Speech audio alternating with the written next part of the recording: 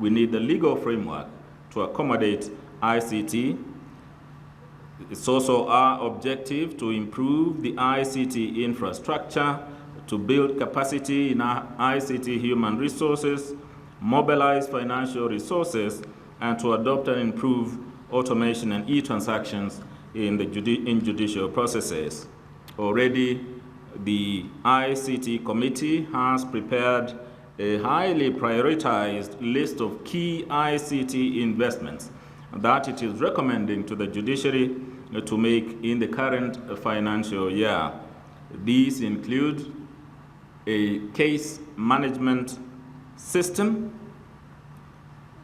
ICT systems equipment, training and capacity building in ICT, audiovisual recording and transcription of court proceedings, local and wide area networks, an interactive enterprise web portal for the judiciary, and this will cater for information, sharing information. The human resource capacity of the Judiciary ICT department will be revamped and strengthened in order to secure for Kenyans the full benefits that technology can offer.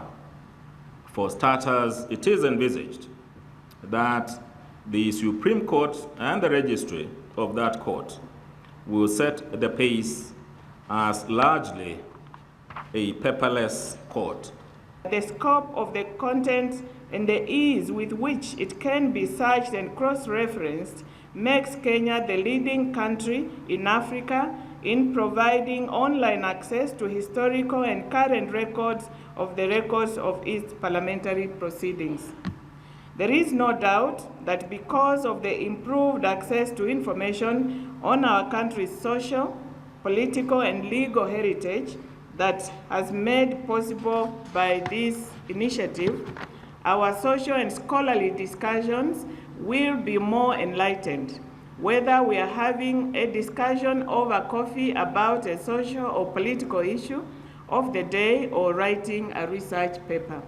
One of the challenges facing the judiciary is poor access to information tools and resources by judicial officers.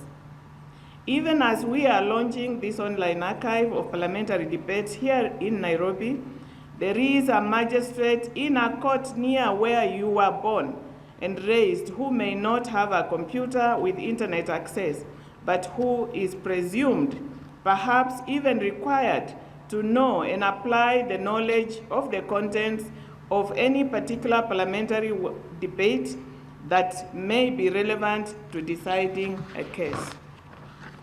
There is a court librarian who can only obtain a copy of these records from a cyber cafe across the street from the court building, or by making a trip to the archives of the Kenya National Assembly.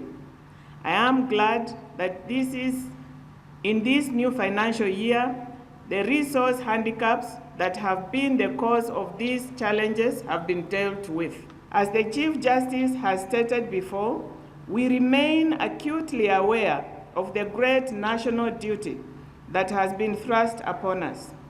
In the words of one radio presenter, Kenyans want a judiciary in which a case is filed in the morning, the hearing is concluded in the afternoon, and the judgment and all consequential orders of the court are enforced and complied with in the evening. That is not necessarily unrealistic. It is an ideal to which we should aspire. For the legal profession, we will need advocates who will be true to their standing as officers of the court, to not only present their cases fully and properly to the court, but to also refrain from actions that amount to an abuse of the court process.